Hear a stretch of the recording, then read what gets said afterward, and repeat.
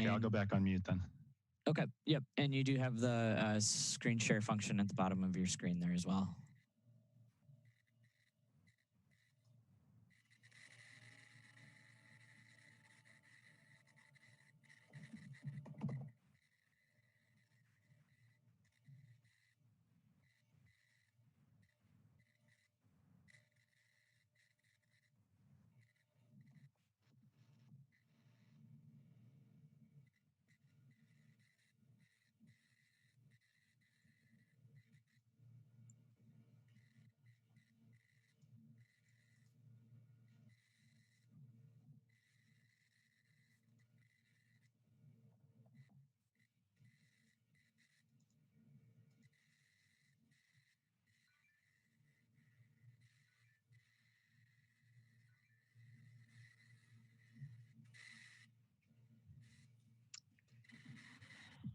Okay, is everyone here?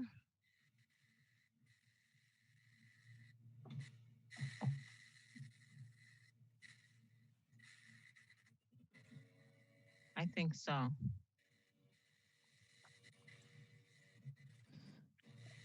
believe we still might be missing Alder Hennick and Alder Skidmore. Oh, I think nope, Alder Skidmore's Skidmore there. just, okay. Yep. Alder Hennick is not. President Carter, are you able to turn your video on? Oh, yeah, I thought I had it on. Sorry. Okay, just want to make sure it wasn't a technical issue. No, I'm sorry. Okay, thanks.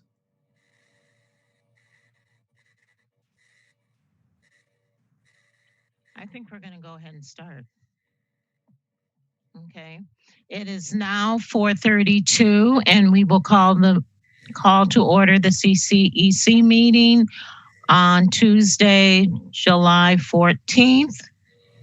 If everyone, excuse me, can we have everyone to unmute themselves?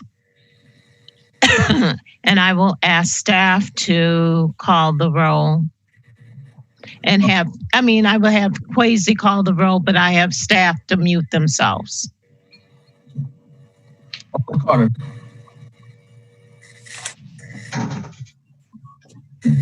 Alder Carter. Present. Alder Carter is present. Alder Abbas.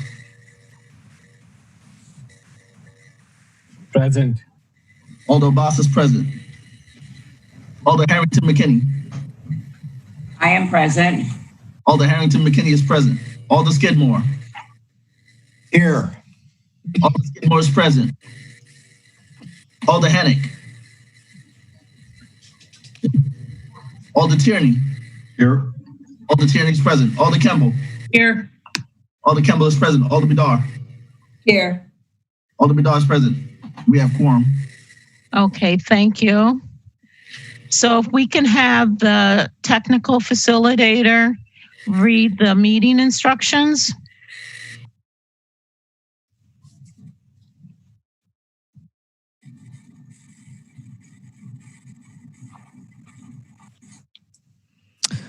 Great. Welcome to our virtual CCEC meeting. If you lose connection at any point during the meeting, you can reconnect by clicking the link or calling the number in your original email. Members, please activate your video and keep it on for the duration of the meeting. Staff, please activate your video when you're speaking. Please use the raise hand feature when you'd like to be recognized to speak, ask questions, or request a roll call vote. Staff, please use the raise hand feature when you're asked a question. Members of the public, we do not have any members of the public currently attending. So President Carter, I will turn it back over to you. Thank you. And I just got a text from Alder Hennick, and he needs the link. Can someone send him that? I will send him that right now. Okay, great. Let's go ahead and approve the minutes. So can I get, unless there's some additions or edits, revisions, can I get a motion and a second? Raise your hand. Oops, I've lost my mouse. Oh, I found it.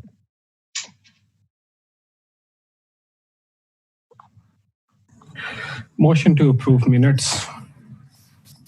And do we have a second on that?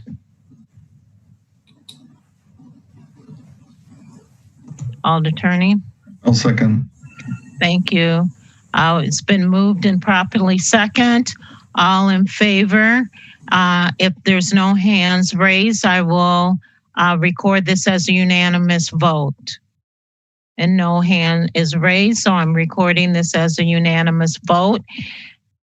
If we can just divert from the agenda for 1 minute, I would like to see if we can move our guest up, that is item 7, to do the presentation and then go back to the regular order of the agenda. Are there any oppositions to that? Raise your hand. There's no opposition. Thank you. And so we will go with Chief Wall. Do you want to, are you on? Do you want to say a few words before we go to John Holloway?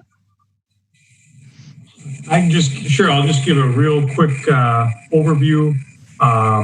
I've been communicating with John probably going back to last year, talking about having his group, which he'll explain fully, do a review of an incident here. And we had been all set to have them move forward with looking at the 2019 Shake the Lake event that you folks will all probably remember.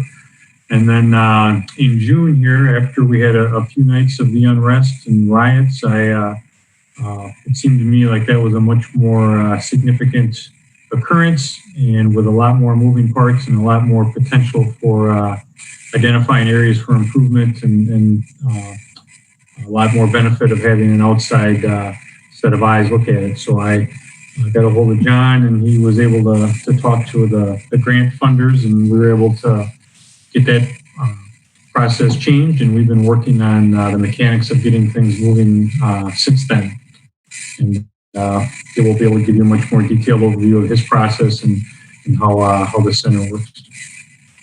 Okay, great. So let's go to John Holloway to give his presentation on the items that Chief Wall has asked him to comment on. John? Yeah, thank you very much. Can everybody hear me? So can I, just as a matter of your agenda and wanting to respect those who come after me, I thought I was going to be batting cleanup. So how much time would you like me to do this in? I should be asking the facilitator that, since I have a time deficiency. Do you think 15, 20 minutes? Okay, so I will target 5:55 and my time. Sorry, I'm an hour ahead of you. I'm in Philadelphia, and if you need me to, if you have questions or things, feel free to interject, and we'll do the best we can. So okay. I'm going to try to share my screen now. Hopefully, you all can see that. Is that working for everybody? Yes, it's working for us, I believe. Everyone's shaking their head. Great. Okay, so what we're going to be talking about is I run a center at the University of Pennsylvania Law School called the Quattrone Center for the Fair Administration of Justice. We are, as the current slide says, a national research and policy hub to try to catalyze structural improvements in the criminal justice system. We got started to try to learn from and prevent inaccurate or wrongful convictions. And so I think we owe a debt of gratitude to the Innocence Project for creating awareness on the topic. Without them, our center wouldn't exist. What I would say about us is, rather than representing clients as the Innocence Project does, we do research and data projects in collaboration with jurisdictions like Madison. And I would describe us as an accuracy project rather than an innocence project. Put differently, we try to help people understand how the criminal justice system is working in their areas, and then make data-based recommendations for reform. Sometimes that may be a look at 5 years worth of cash bail cases in Houston, which is a project we did. Other times it's taking an event that nobody ever wanted to happen and trying to use principles of root cause analysis to learn from that event and make targeted and specific recommendations that will help the next event yield a more expected and positive result. And it's that sort of thing that we'll be talking about today. So when we talk about the criminal justice system, we're talking about something fairly broad. Rather than looking at individual, litigated cases, we ask what is an error in criminal justice? And if you're thinking about how a system works, kind of taking a scientific perspective on a system, systems are designed to generate certain results. The education system is designed to teach people things that they need to know. The healthcare system is designed to improve people's health. The transportation system is designed to safely get people from one place to another place. We would say that the purpose of the criminal justice system in general is to get the right guy in the right way and do something useful to reduce crime. And so these are examples on this slide of things that you might think of as an error that would be worthy of reviewing. And I think the important thing here is I want to distinguish between the word error and the word blame or the word wrongdoing. So a cold case is the opposite of a wrongful conviction. A wrongful conviction, we got the wrong person. A cold case, we didn't get the right person. In both instances, the system's not working the way we want, because if you've committed a crime, we want to hold you accountable for that. And if you haven't, we certainly don't want to hold you accountable for the crime that somebody else has committed. But they're both errors in that sense. And these cases happen sometimes because of misconduct, because somebody has put a thumb on the scale, but often they happen because the system is imperfect, our information is imperfect. And so it's important to review cases with that lens in mind. I would argue that any wrongful conviction, any officer-involved shooting, and any death in custody are by definition errors worthy of a review to learn from them and try to do something better, because these are simply outcomes we don't want. There are many officer-involved shootings, there are many deaths in custody, and there are many wrongful convictions that happen without people acting in bad faith, that happen despite everybody doing what they thought was the best and acting in good faith. And those are often the most important to learn from, because there, the errors are happening despite a system that we've constructed to get the right guy in the right way and do something useful with them, and we still have failed to generate that result. So in our reviews, we take what I would call a non-disciplinary based approach to understanding the contributing factors that come together to lead to these undesired outcomes, and then make recommendations that are tailored to your jurisdiction about how to move forward. In this case, the Sentinel event that we've been asked by Chief Wall to review is the fact that you had 3 days of protests in Madison following the killing of George Floyd that ended in violence. And obviously the unwanted outcome there is we want our citizens to be able to protest within the rights of the Constitution and to do so peacefully. And we don't want to do anything that contributes to or fails to prevent property damage, injury to individuals, whether those individuals are citizens of the community or police. Those are all undesired outcomes. And this is a substantial enough thing that, obviously it's worthy of review. So the question that we're asking is, why did the protests over the 3 days immediately after George Floyd's death turn violent? What could all participants learn from this as ways to improve the process, learn from it so that the next time there are protests, they are peaceful and achieve their objective without violence, without damage to property, without personal injury? When the Quattrone Center started in 2013, this was sort of a foreign concept in criminal justice. Criminal justice is based on charging people for crimes. It's basically all about allocating blame. And what we're talking about is learning from something to prevent it in the future and not really dealing with quote unquote blame or discipline. And so what we did was we looked at how other complex systems learn from their mistakes and reduce errors over time. And in particular, we looked to healthcare and transportation as, similar to criminal justice in the sense that they are complex systems of human interaction that involve teams of people involving, in each case, sharing information in a dynamic setting, often with high stress, imperfect information, and people's lives at stake. And if you think about it, those terms, I think, apply to all three of these systems. And so our working thesis was, well, if we see how these systems have reduced their errors over time, perhaps we can apply those to the criminal justice system and make some headway. And so in healthcare, we use a thing called peer review. In a surgical ward, we might call it a morbidity and mortality review. If a surgeon leaves a surgical implement in a patient, or there's an infection that a patient acquires from the hospital that they didn't have when they came in, healthcare calls that a never event. And what they do is there's a compensation process for the person who's been injured, but separately from that, they gather a team of experts together who understand how the hospital works. They analyze the case and they figure out what the contributing factors were. And then they modify their protocols or their environment as necessary. And so if you think about, for example, a medication error where the wrong medicine is administered, that could be because two of the medicines have similar names. It could be because the medicines were put side by side in a medicine cart and the wrong one was grabbed, and there wasn't an easy way to rapidly identify what the distinction was. And so we learn these things and we make an environmental change to the system in which our nurses and doctors are operating to prevent this error from happening again.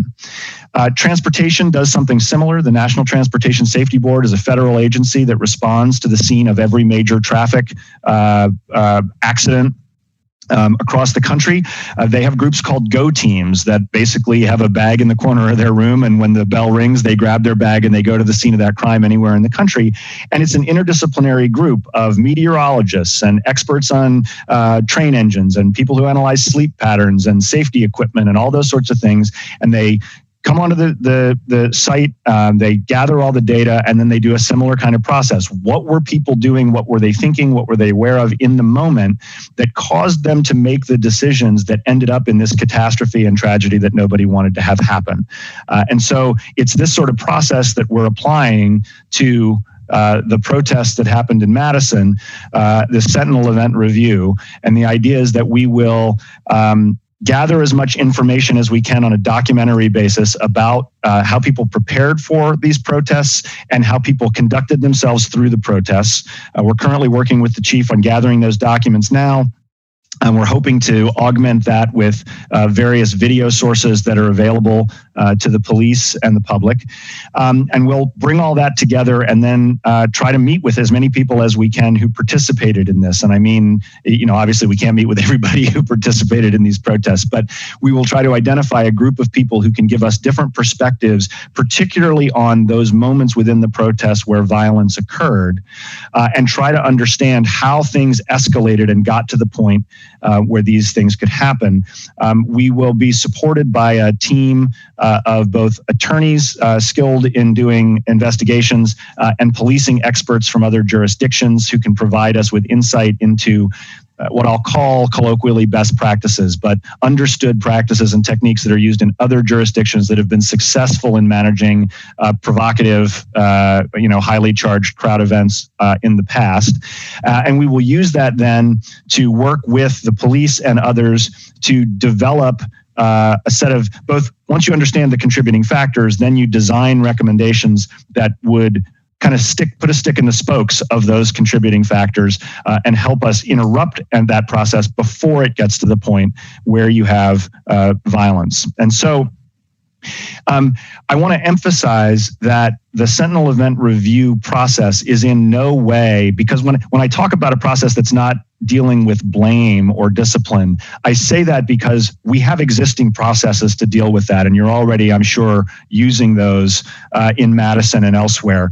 The administrative reviews that police do when complaints are filed against their officers, criminal charges that could get filed, civil litigation that could get filed by people who were injured, all of those sort of backwards looking accountability processes will continue as they do every day. What criminal justice has lacked is a transparent process to communicate with the community about forward-looking accountability. And what I mean by that is, what does the city of Madison, what does the Madison Police Department do to make sure that the community knows that while we were not perfect in this instance, we will continue to strive for that perfection in the future.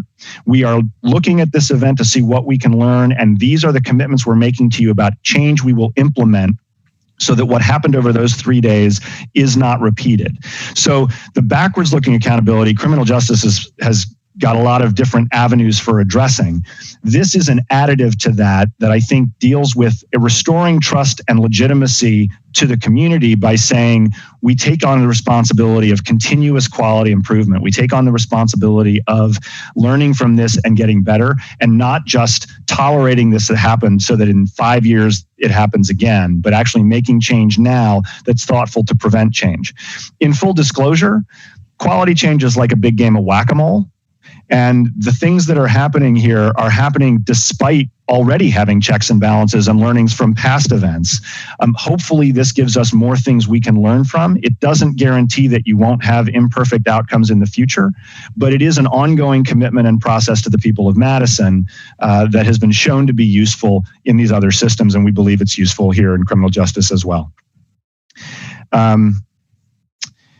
This I'm not going to go into in detail because of timing.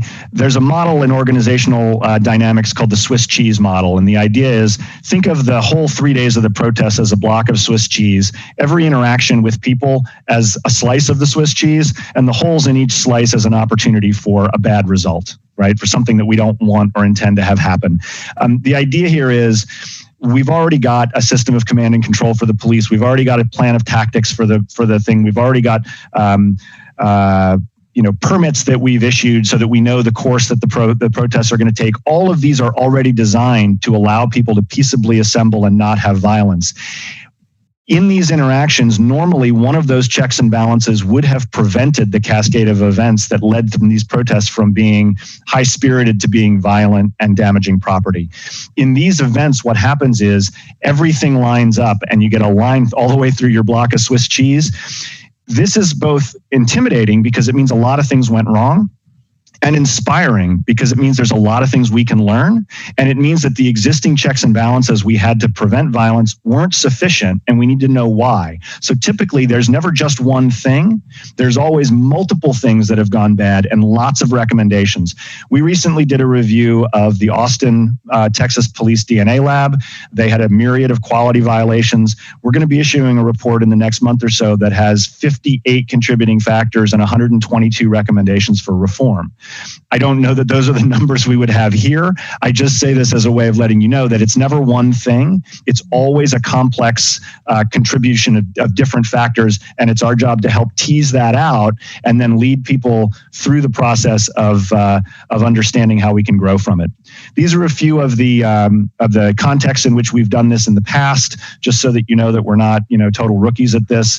This is a big, broad one. As the chief said, there's a lot to be learned here and a lot to be reviewed here, so I don't expect this to be a particularly immediate process, but I do think it is a process that we can break down into component parts and learn from, and come back with some real-world recommendations that are actually implementable here in Madison. This is a quick, and I'll send you these slides. This is just a quick schematic of the process. In essence, the first thing we do is prepare a timeline of events. Once we have documents and video, we'll get to work on that. The timeline allows us to then get a list of participants and people that we're going to want to speak to. We have no personal subpoena power. It's a voluntary process. And so I have yet to do a process where everybody we wanted to speak to actually would speak to us. That has not been a barrier to providing effective recommendations. It just means that we don't know everything in the world that we might ideally want to know. From those interviews and documents, we're able to then prepare a list of contributing factors. We bring that back to the community and the stakeholders. We get feedback on those. From the contributing factors, we draft recommendations. We go through another process of kind of slicing and dicing and hashing those out.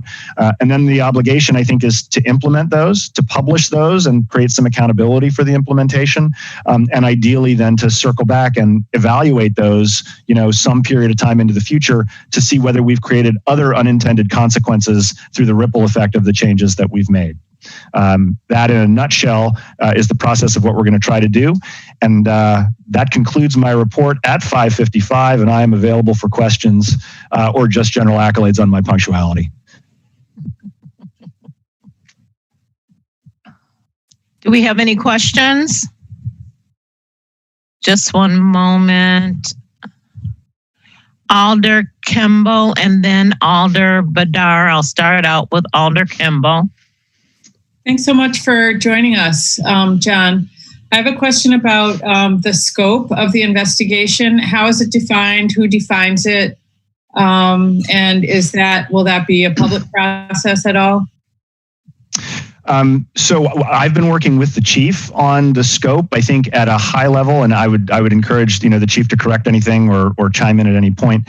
At a high level, we've been talking about the 3 days at the beginning of June, though that set of protests, and the document requests that we've been talking about involve looking at complaints that were filed, injuries that were suffered, whether they're police injuries or civilian industries, addresses where property has been damaged, and using those as the linchpins for trying to get our arms around this, because obviously the protests spanned a lot of different areas, and it would be a challenge to sort of look at all of that. So we're trying to find what I might call the focal points of the unintended consequences and work backwards from there to get our arms around the events. I'm assuming that certainly our report is public.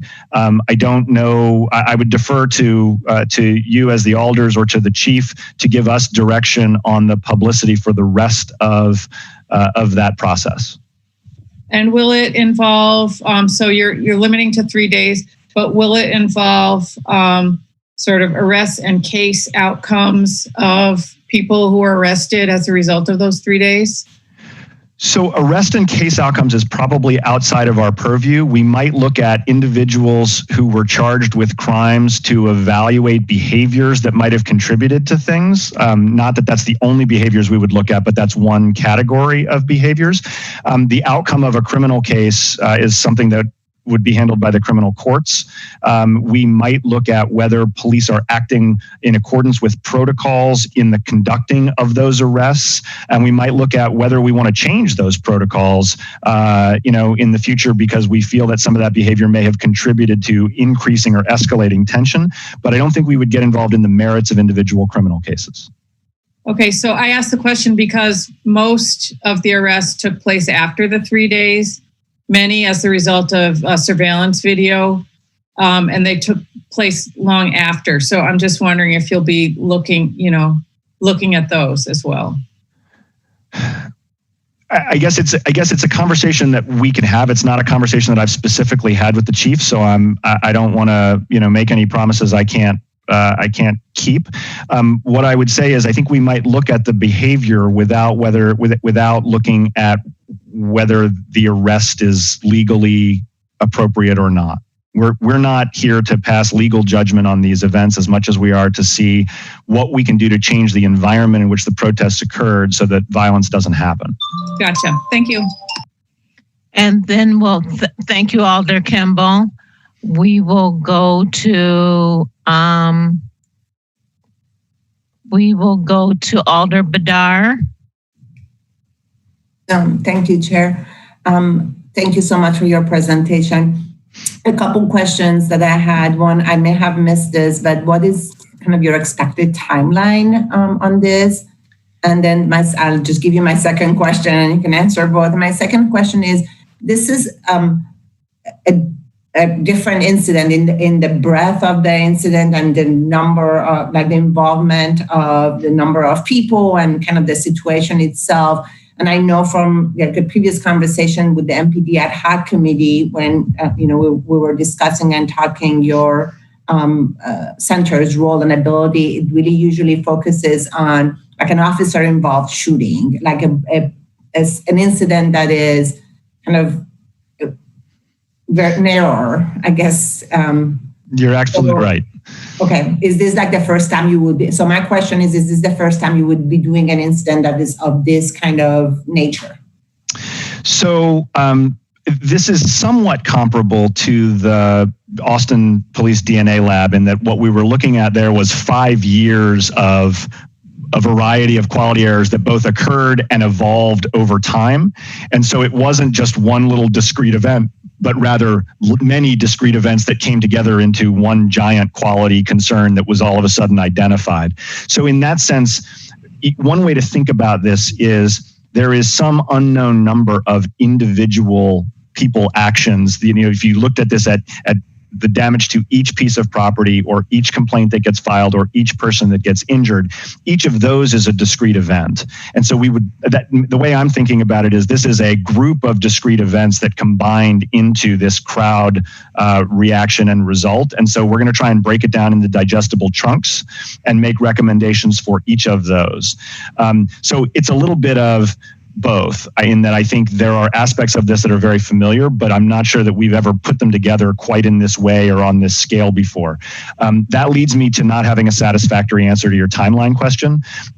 What I can tell you is that access to documents and video and then ability to do interviews are generally the bottlenecks.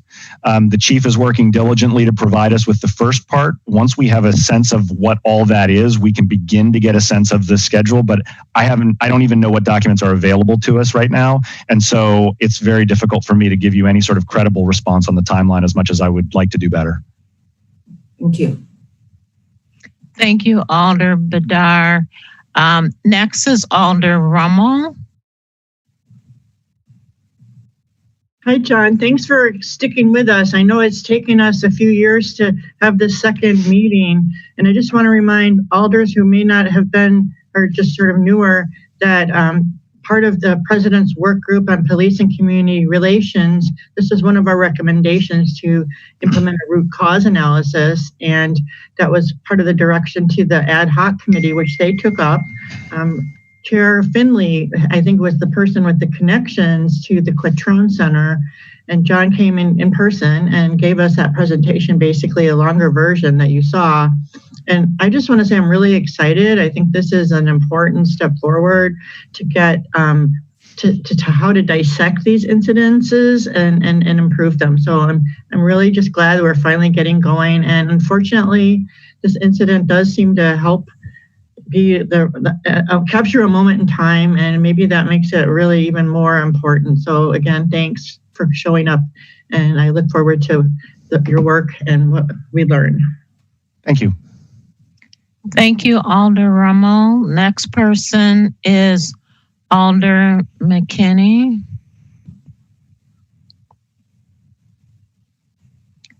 Alder McKinney.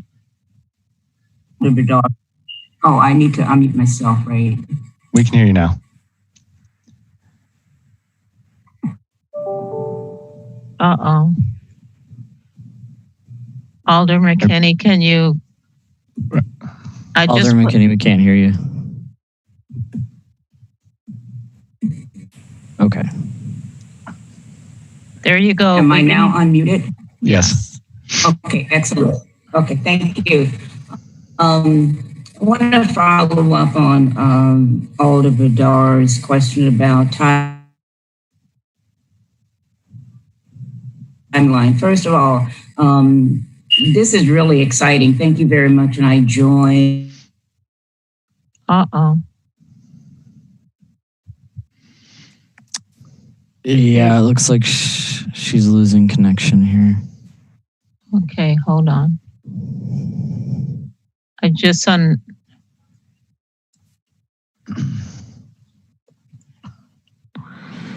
Alder McKinney, can you unmute yourself?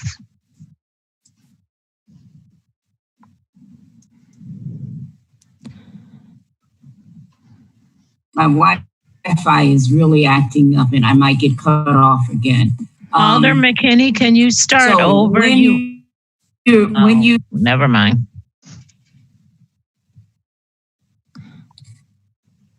All right, so let me just put it on hold, and I'll just write it down. All right, I'll try to stabilize my internet.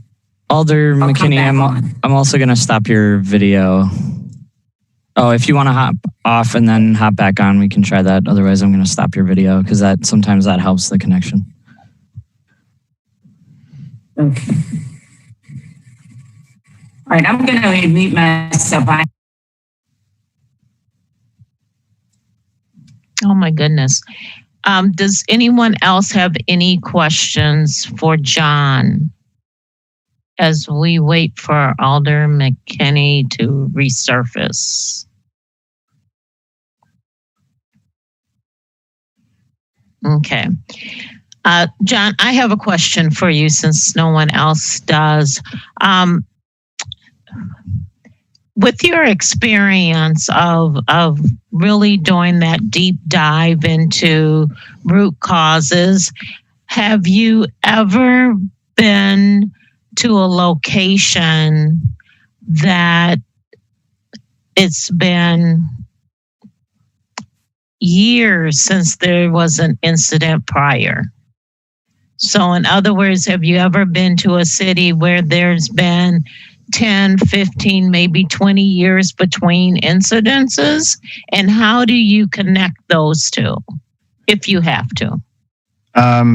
Well,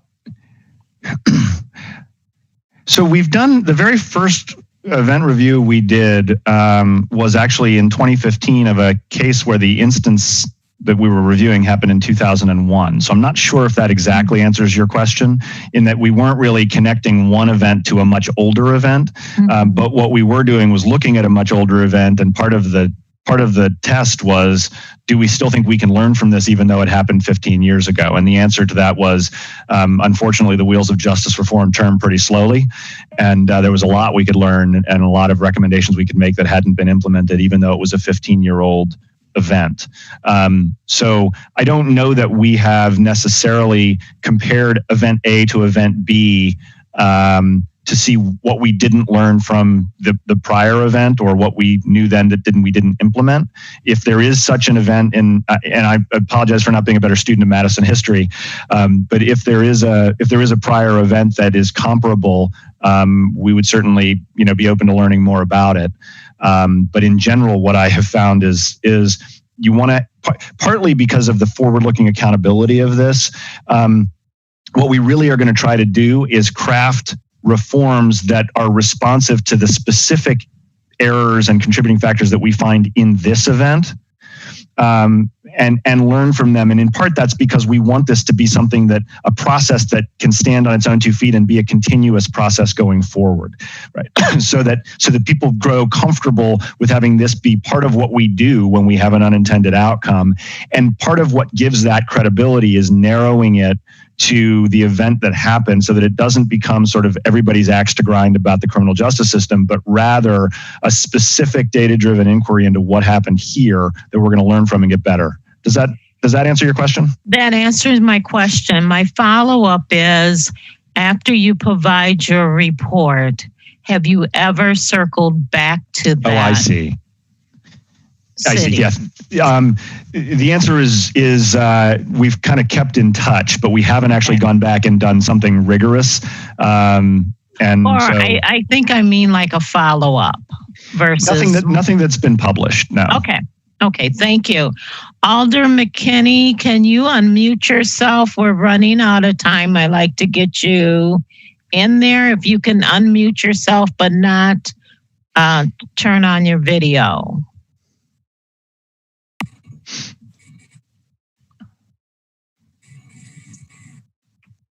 You're okay, I am unmuted. Can you hear my voice? Yes, we can. Go ahead.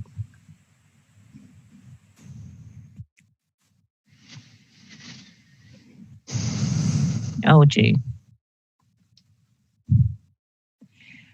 Alder McKinney, I'm going to let you email your question to Chief Wall and John. Can you hear me at all? We can hear you, but you're going in and out. Oh, she's gone. Just one moment. Alder Abbas, you have about 2 minutes at the most. Go on. I will do in 30 seconds. Okay, thank you. Like 30 seconds, okay. Thanks, John, for being here. Just one really quick question about the timeline. With your field of work, analyzing the data, I understand the data can be complex and depend from place to place where and what type of data you're analyzing. I saw that presentation in which from starting till implementation, how long this whole process usually take, just an average, so we have, just to give us an idea how long this whole things will take. Well, so again, there's lots of different areas in which way this could go. I mean, I would honestly say that we've got a fairly large team supporting us that's kind of larger than usual because I'm expecting this to be a bigger project. It's hard for me to imagine getting to anything really material in less than 6 months, and I could see this lasting more than a year. But again, I really don't know because I really haven't seen the data that we have to work with. And so that is, the error bars are pretty wide on that.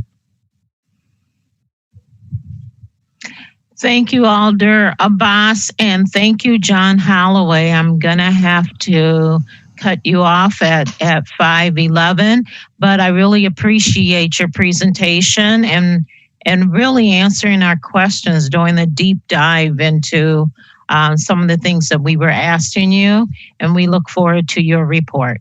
We appreciate the chance to serve you and the people of Madison, and we'll look forward to next steps. Thank you for having me. Thank you.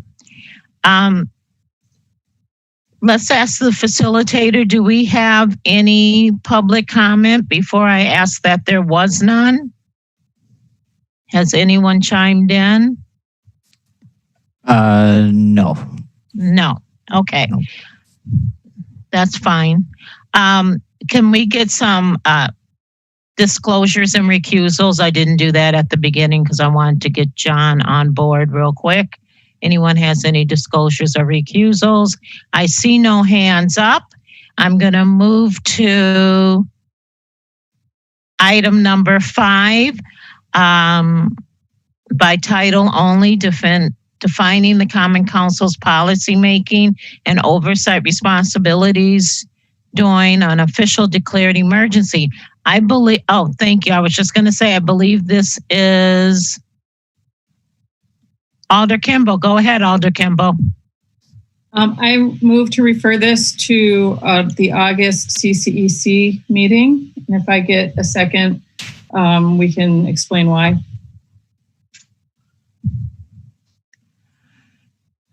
Attorney, I'm sorry. Alder Abbas, I'm sorry. Second. Alder Kimball. Thanks. I'd like to hand the mic over to Alder Foster, who would like to speak to this. Alder Foster, you're unmuted. Great, thank you.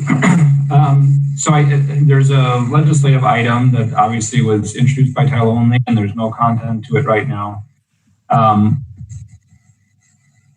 believe there's a strong need for us as a council to figure out what we're going to do next time there's an emergency. I think we saw that we were caught quite flat-footed with this last one, and while we're charged with the responsibility to declare an emergency and to lead the city during an emergency, I think in this case we pretty much deferred almost all action to the mayor and the mayor's office and staff. And I think at this point, were there to be another emergency in a month or two, I think we're going to be equally ill prepared to respond to that. Even specifically, there's really no plan for us to call emergency meetings and to get ourselves situated around an emergency. But I think all of that is going to take some work. So I guess, I'm interested in hearing from others if there is interest in trying to work on this and developing some standards so that we actually have a plan next time an emergency is needed. But it's going to take, I think, work from a number of people. So I'm certainly willing to contribute and to work on that, but also don't want to go off and just work on a draft of something and come back. So I guess my question to CCEC as the body that's sort of, I think, most relevant to answering this question is this something that would fit on the priority list? And do we as a council or you as a CCEC believe this is something that we should be working on at this time? Thank you, Alder Foster. Does anyone else have an opinion on this?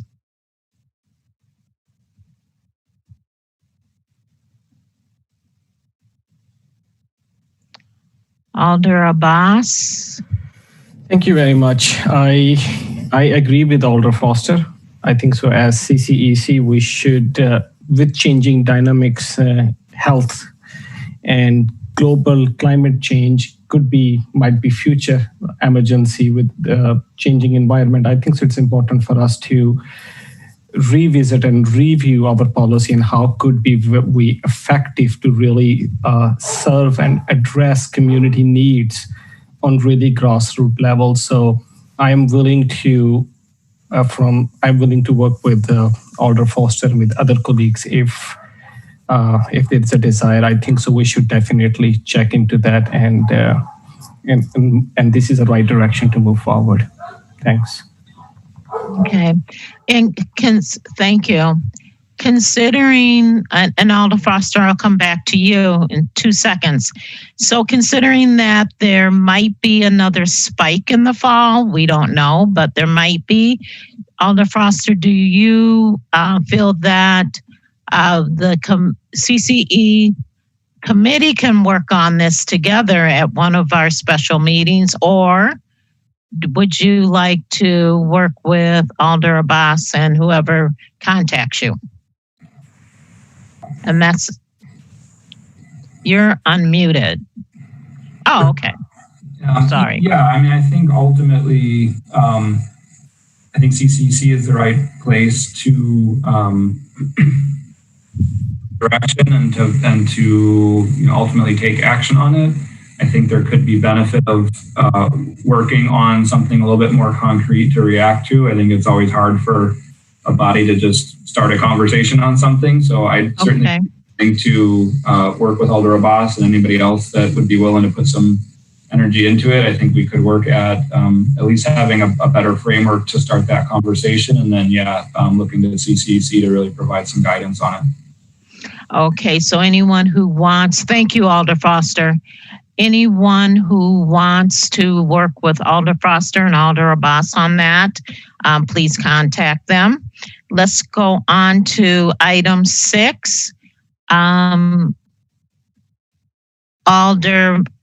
McKinney, did you want to speak on item 6?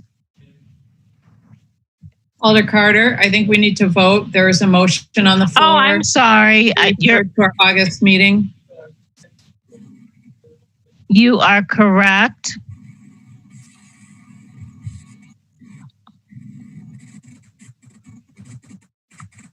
So, yes. So if everyone is in favor, I can record a unanimous vote for the August 4th meeting to discuss item 560125. I do not see any hands raised, so I am going to record a unanimous vote to take this up on August 4th. Thank you for the reminder, Alder Kimball. And we'll go back to item 6, 60965. Alder McKinney, would you like to speak to that?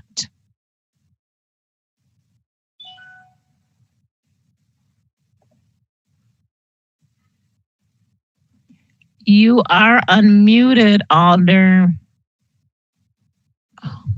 Let me try it again. Hold on. Alder McKinney, can you unmute yourself? It's not working on my end.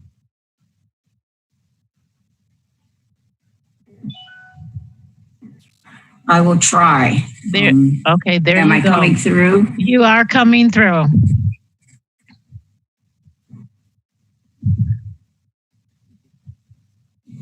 All right. It's really choppy, and so I'm not really sure if you're able to clearly hear me because your voices are terribly muted. Alder McKinney, would you prefer that we... Go ahead.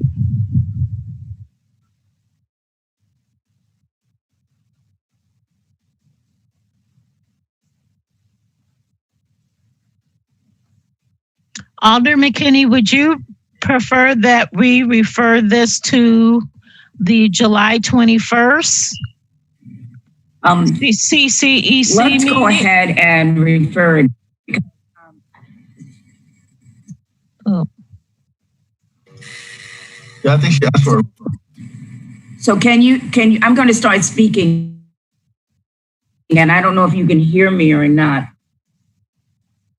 In conversation with Attorney Haas, he felt that an ordinance was not a necessary clarification on really what we're looking at in terms of creating a subsection of the Madison General Ordinance to adopt an alternate method of removing an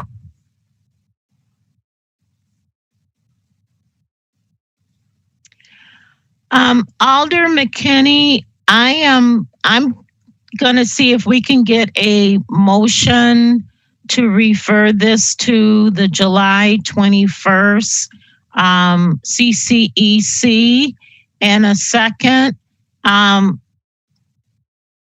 It seems you having technical problems, and I do want to hear what your opinion on this is. Alder Abbas? Yes, I would like to. I would like to do a motion to re-refer for July 21st meeting. Okay, thank you. And do I have a second?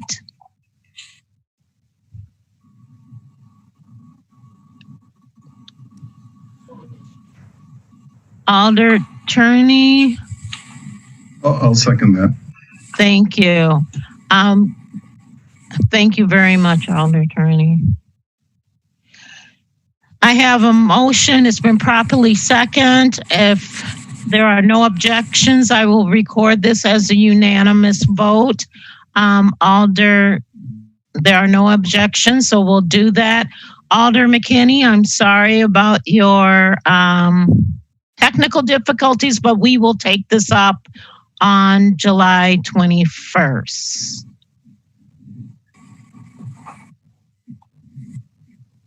Okay, I don't know if she's coming through or not.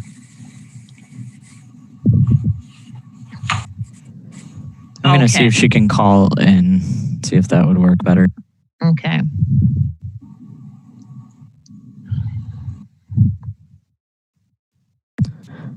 That's going to take a little bit, so you might want to move on. Okay, I would like to move on.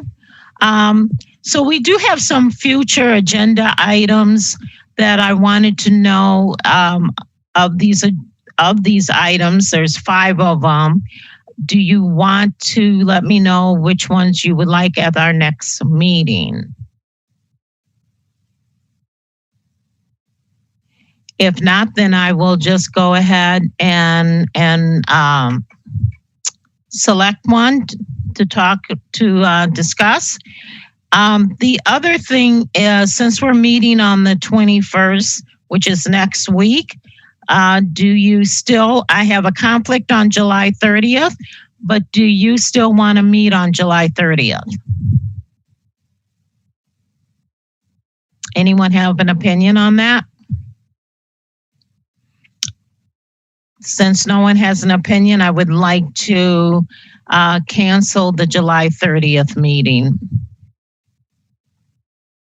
Okay, thank you. Can I get a motion to adjourn?